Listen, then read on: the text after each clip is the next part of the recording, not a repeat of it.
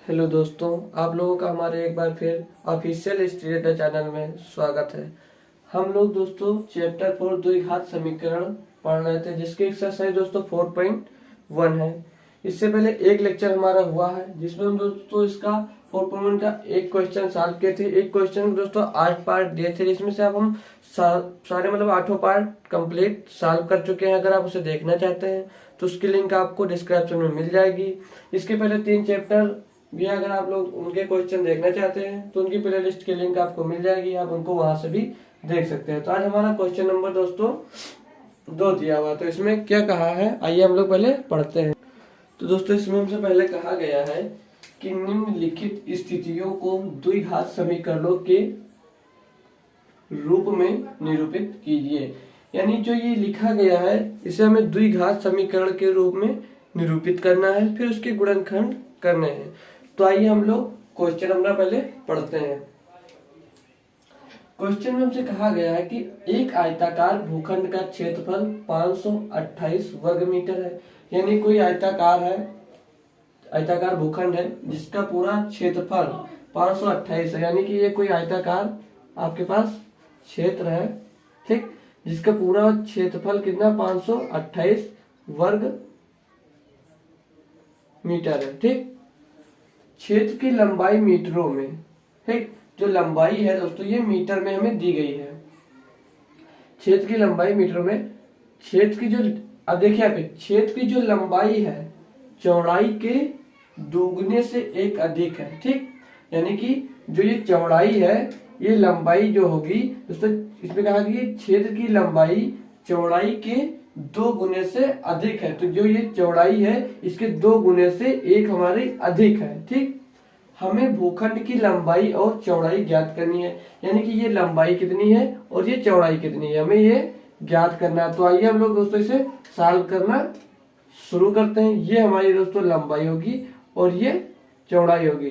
तो ये हमें लंबाई और इधर हमें चौड़ाई ज्ञात कर दिखाना है कि क्या होगा। तो आंसर हमारा दूसरे का ये पहला है। तो हमें लंबाई और चौड़ाई निकालने के लिए पहले हम लोग क्या करेंगे, पहले भूखंड की चौड़ाई मान लेते हैं। तो माना भूखंड की चौड़ाई x, ठीक, भूखंड की चौड़ाई को हम लोग x मीटर मान ले। तो माना भूखंड की चौड़ाई x मीटर हो तो आगे इन्होंने क्या कहा है, क्षेत्र की लंबाई चौड़ाई के 2 गुने से अधिक है। ठीक, क्या कहा है कि क्षेत्र की लंबाई 2 गुने से अधिक है। तो यहाँ पे लिखेंगे कि हम लोग भूखंड की जो लंबाई है दोस्तों, भूखंड की लंबाई किससे 2 गुना, भूखंड की लंबाई बराबर क्षेत्र की लंबाई चौड़ाई के 2 गुने से अधिक है। तो चौड़ाई को हम लोग कितना माने, x माने। तो चौड़ाई को x माने यानी कि x हो गया, और कितना है ये 2 गुना, यानी कि हमारी चौड़ाई जो है वो x है और कितना 2 गुना, तो 2 से आप लोग मल्टीप्लाई कर देंगे, इसमें हो गया 2x हो गया। और कितना अधिक है, तो 1 अधिक है तो प्लस में 1 जोड़ देंगे, यानी कि चौड़ाई के 2 गुना है तो 2 से गुणा हुआ और 1 अधिक है उससे तो 1 प्लस में कर दे, तो भूखंड की लंबाई बराबर हमें इतना मिल गया। अब आप लोग एक फार्मूला पढ़े होंगे दोस्तों कि क्षेत्रफल की लंबाई, तो क्षेत्रफल का जो फार्मूला होता है दोस्तों, क्षेत्रफल का फार्मूला आप लोग कमेंट सेक्शन में बताइएगा और हम बता रहे हैं। तो लिखेंगे क्योंकि आयताकार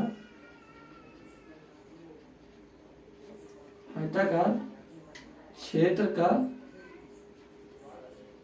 क्षेत्रफल, अगर आप लोगों को फार्मूला मालूम है तो पहले वीडियो को रोककर कमेंट सेक्शन में आप लोग फार्मूला लिख सकते हैं। तो आयताकार क्षेत्र का क्षेत्रफल बराबर, क्षेत्रफल का जो फार्मूला होता है दोस्तों लंबाई गुणे चौड़ाई, ये फार्मूला होता है। आप लोगों ने इसे क्लास 6, 7, 8 या 9th में भी किसी न किसी में पढ़ा जरूर होगा। तो क्षेत्रफल का जो फार्मूला हुआ दोस्तों लंबाई गुणे चौड़ाई। अब इसमें देखिए लंबाई हम किसको माने, 2x + 1 है हमारी, तो 2x + 1 गुणे में, इसे ब्रैकेट में कर लेंगे, और गुणे में चौड़ाई हमारी क्या है, x मीटर है। ठीक, तो x हो गया। अब इसको जब और हम सॉल्व करते हैं दोस्तों, तो x का अंदर मल्टीप्लाई कर दे तो 2x² प्लस में x हो जाएगा। ये हमारी पूरा क्षेत्रफल निकला।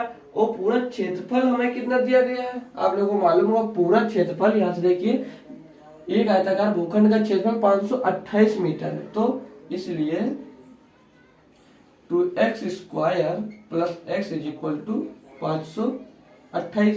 देख सकते हैं आप यहाँ से कि जो हमें यहाँ पे मिला, फिर ये पूरा जो क्षेत्रफल हमें पहले से ही तो दे दिया है, तो ये हमारा क्षेत्रफल निकल आया। अब यहाँ पे 2x square plus x is equal to 528।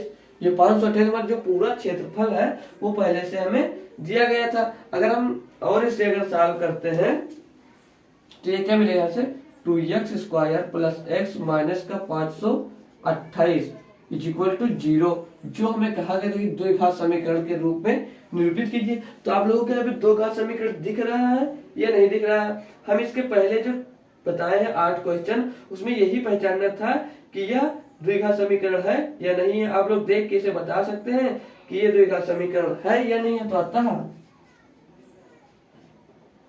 यह क्या है, द्विघात समीकरण है, यह नहीं है। तो यह अतः यही अभीष्ट, ऐसे लिखेंगे यार, अतः यही अभीष्ट द्विघात समीकरण है। हमें यहां से दोस्तों इसका समीकरण मिल गया। अब हम इसके आगे, ठीक है दोस्तों, ये हमारा इसका आंसर हो गया। इसमें कहा गया था कि द्विघात समीकरण है या नहीं है, तो ये द्विघात समीकरण के रूप में हम लोगों ने इसे निरूपित कर दिया। अब अगर आप लोग चाहे तो उसका गुणनखंड हम बता सकते हैं, लेकिन इसकी अगली एक्सरसाइज में आप लोगों को गुणनखंड करना सिखा देंगे। इसमें सिर्फ इतना पूछा गया तो आप लोग इतना ही नोट कर लीजिए। हम अपना इसका अगला पार्ट यानी अगला क्वेश्चन लिखते हैं और उसे भी आपको बताते हैं। ठीक है दोस्तों, तो क्वेश्चन नंबर हमारा 2 आ गया। इसमें कहा गया है कि दो क्रमागत धनात्मक पूर्णांकों का गुणनफल, यानी कि कोई दो धनात्मक पूर्णांक है, ठीक, क्रमागत धनात्मक पूर्णांक है जिनका गुणनफल दोस्तों 306 है। हमें पूर्णांकों को ज्ञात कर दिखाना है। तो जो क्रमागत होता है दोस्तों, जैसे एक क्रमागत हमारा 1 हुआ, फिर उसका अगला पार्ट होगा तो 1 + 1 यानी कि 2 हो जाएगा। ठीक है, ऐसे क्रमागत चलता है। अगर इसमें सम कहा होता तो दोस्तों 2 प्लस होता। यहाँ पे सिर्फ 2 क्रमागत कहा है तो आप लोग 1 प्लस कर सकते हैं। तो हम पहले से सॉल्व करना आरंभ करते हैं। तो आंसर नंबर हमारा दोस्तों क्या होगा, आंसर नंबर 2। तो माना 2 क्रमागत धनात्मक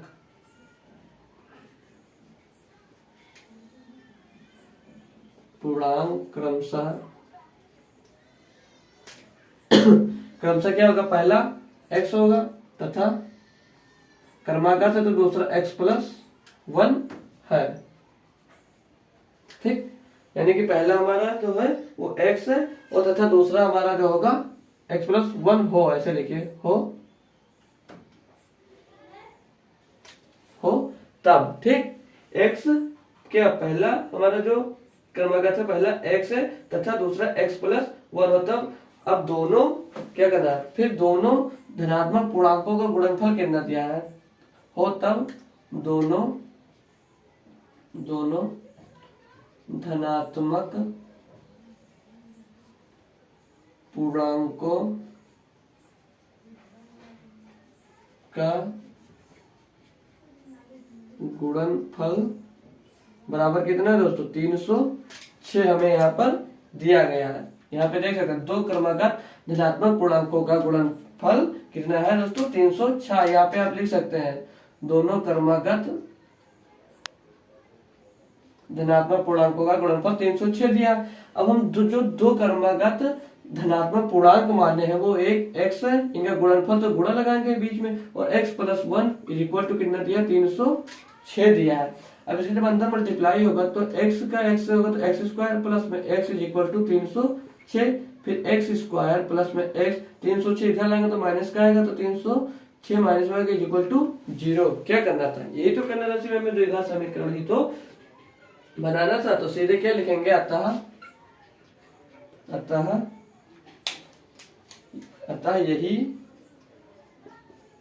यही अभीष्ट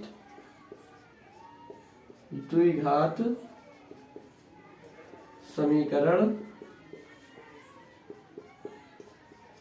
है।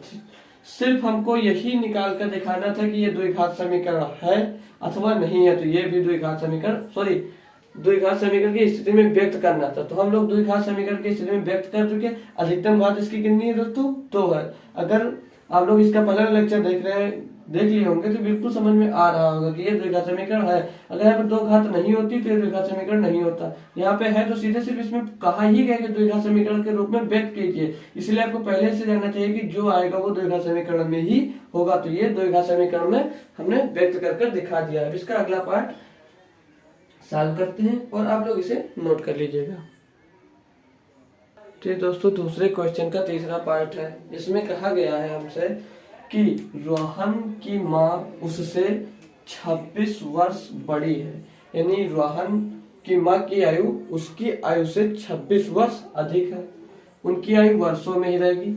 उनकी आयु का गुणनफल अब से 3 वर्ष पश्चात, यानी कि जो वर्ष चल रहा है उसके 3 वर्ष पश्चात, यानी कि जैसे इस समय 22 चल रहा तो 23, 24, 25, ठीक, 3 वर्ष पश्चात 360 हो जाएगी। मतलब इनकी जो आयु है वो 3 वर्ष और उसमें जुड़ेगी, फिर उसका गुणन किया जाएगा तो 360 हो जाएगी। हमें रोहन की वर्तमान आयु ज्ञात करनी है। तो हम वर्तमान आयु कैसे ज्ञात करते हैं? तो आइए आप लोग इसे देखिएगा, ठीक है। तो मान लीजिएगा आंसर नंबर हमारा क्या है? Answer number 3। तो सॉल्व करना शुरू करते हैं। पहले मान लीजिए रोहन की वर्तमान आयु। तो रोहन की वर्तमान आयु दोस्तों x वर्ष मान लेंगे, ठीक। वर्तमान आयु x वर्ष है, ठीक। रोहन की वर्तमान आयु x वर्ष है। तब यहां से बराबर हटा लीजिए, आयु x वर्ष है। तब आगे क्या कहा? रोहन की माँ की आयु, तो रोहन की माँ के उससे कितने वर्ष अधिक थी? तो उससे 26 वर्ष अधिक थी। तो ऐसे लिखेंगे रोहन की, तब रोहन की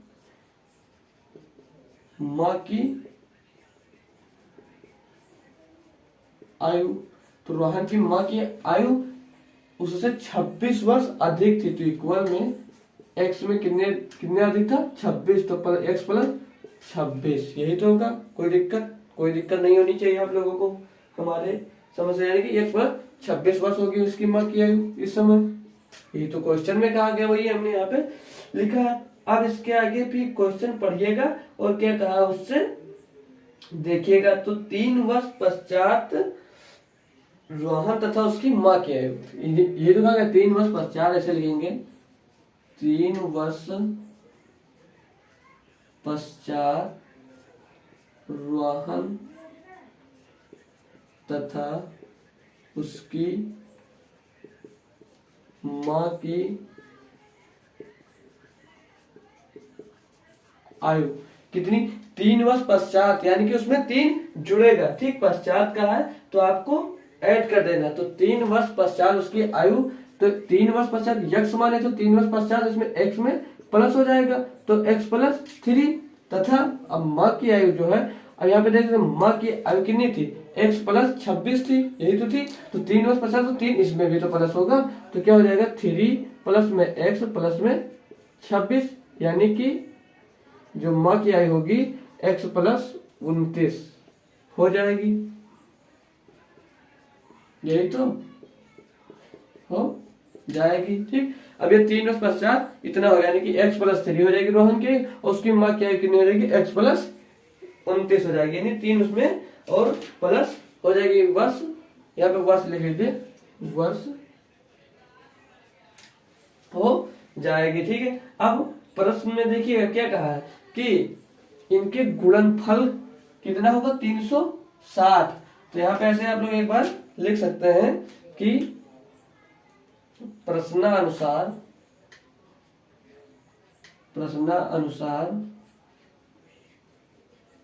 आप लोग को इनको गुणे में करना है, क्योंकि इन्होंने यहाँ से क्या कहा था? उनकी आयु का गुणनफल अब से 3 वर्ष पश्चात 360 हो जाएगी। तो पश्चात कहा था ना, तो ये वाला हम अपना लेंगे। तो इसमें क्या दिया कि x प्लस 3, दूसरे ब्रैकेट में इनका गुणनफल किससे करना है, इनका आपस का गुणनफल। तो x प्लस 3 रोहन क्या है वो, और उनकी माँ क्या है, x प्लस 29 हो गई है। ठीक, बराबर में कितना आएगा दोस्तों, यहाँ से 360 है। तो x प्लस 29 बराबर में 360। ठीक, अब इसको हम और सॉल्व करते हैं। तो x का गुणा दोस्तों पहले इस x का गुणा इन दो स्टेप से होगा।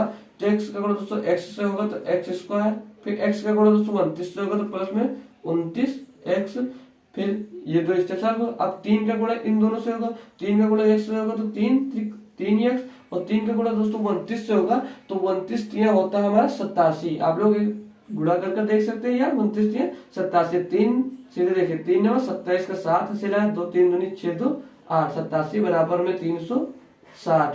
और सॉल्व करेंगे से एक्स स्क्वायर 29x है, वो x वाला जुड़ जाएगा तो 29x में दोस्तों 3x जुड़ेगा तो प्लस में 32x हो जाएगा।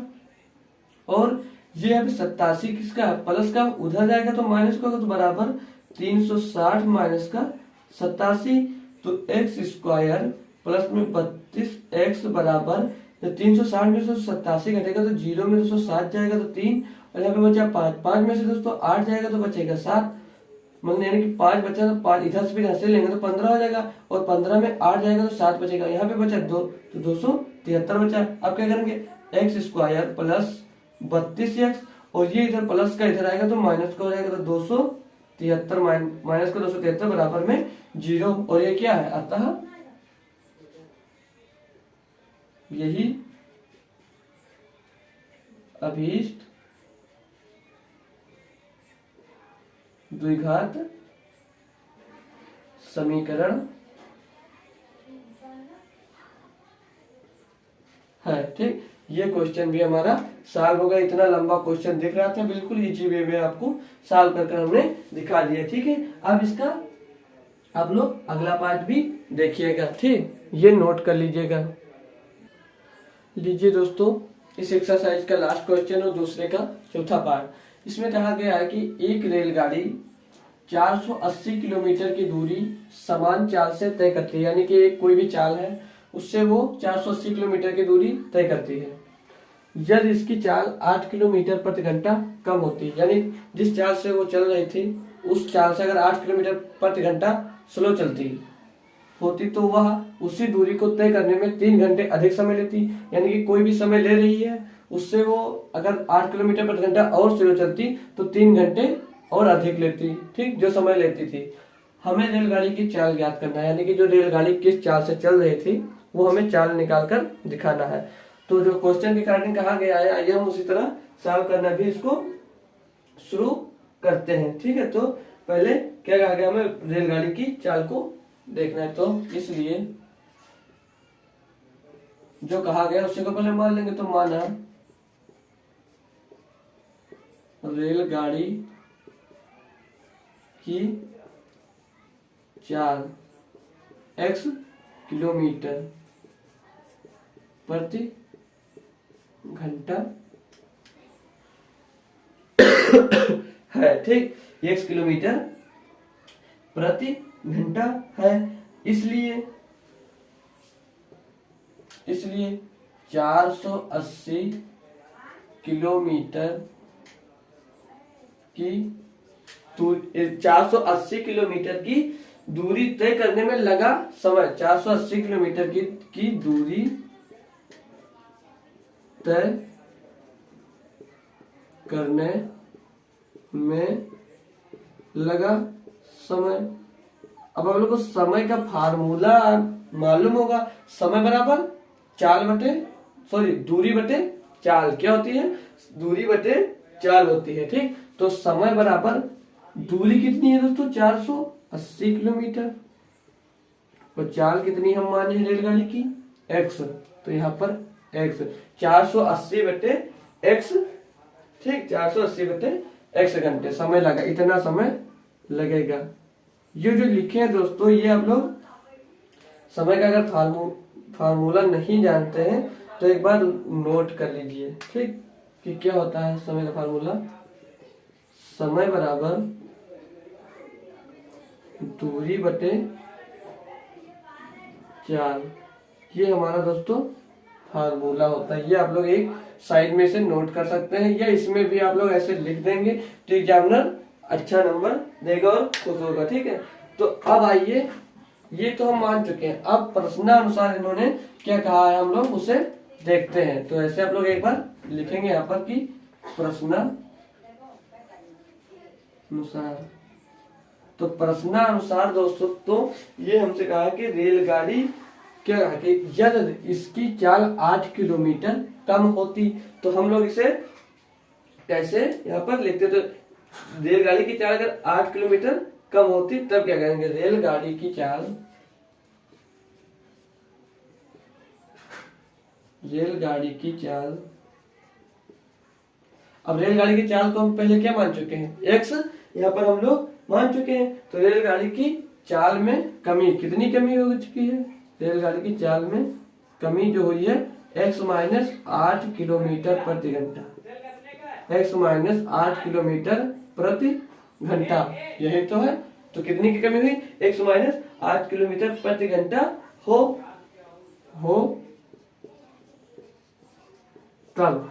तो चाल कितनी है यहाँ पे x है, तब हमारा क्या हो जाएगा, मतलब समय, तब समय जो, जब समय क्या लगेगा वो हमें यहाँ पर दिखाना है।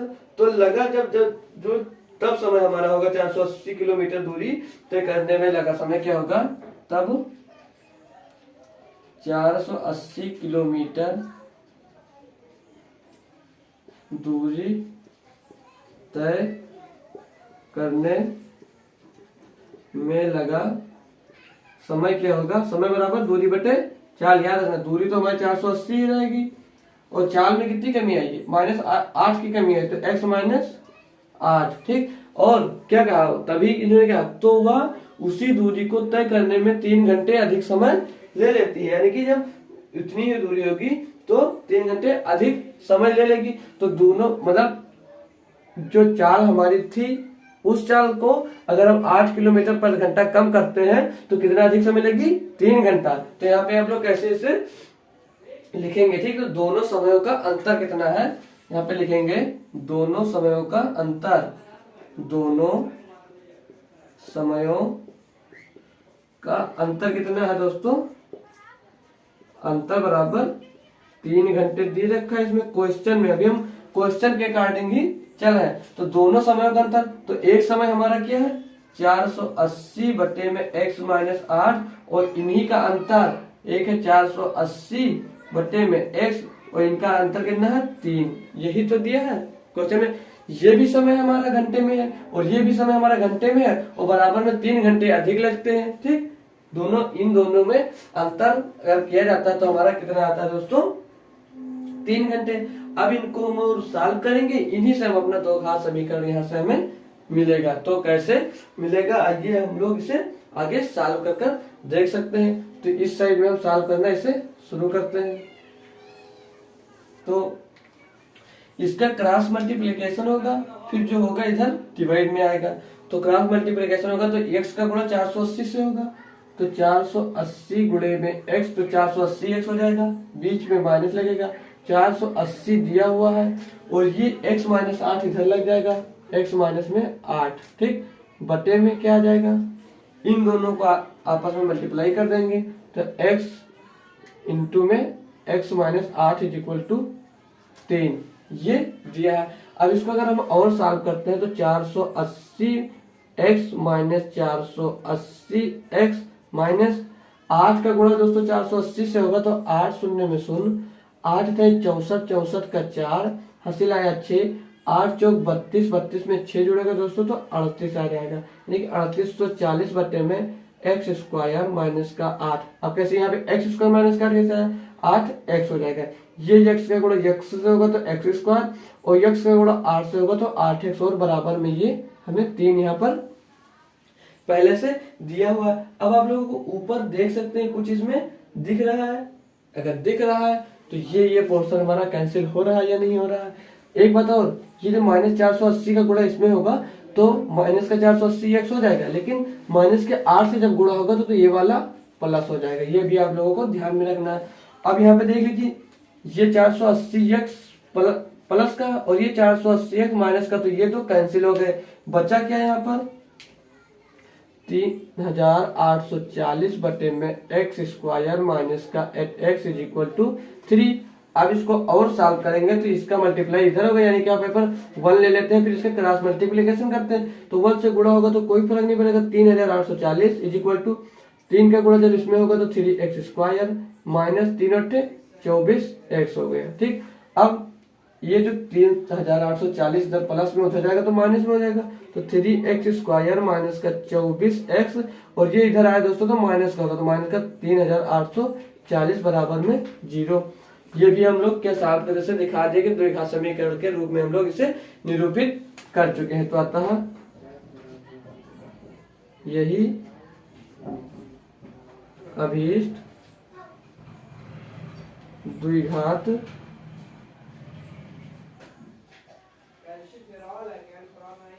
समीकरण है जो इन्होंने पूछा था हमारा। ये भी द्विघात समीकरण के रूप में हमने इसे निरूपित कर दिखा दिया। और इसी तरह हमारा दोस्तों ये एक्सरसाइज भी एंड हो चुकी दोस्तों। शायद आप लोगों को, मैं आशा करता हूँ सभी क्वेश्चन आप लोगों को पसंद आए होंगे और सारे क्वेश्चन आप लोगों को बहुत ही अच्छे से समझ में भी आए होंगे। अगर समझ में आए तो दोस्तों वीडियो को लाइक करिए और अपने फ्रेंड्स लोगों में भी शेयर करिए ताकि उनकी भी हेल्प हो सके। और अगर चैनल पे पहली बार आए तो हमारे चैनल को सब्सक्राइब करिए और बेल आइकन प्रेस करिए ताकि कोई भी नई वीडियो अपलोड हो तो सबसे पहले आप तक उसका नोटिफिकेशन पहुँच सके।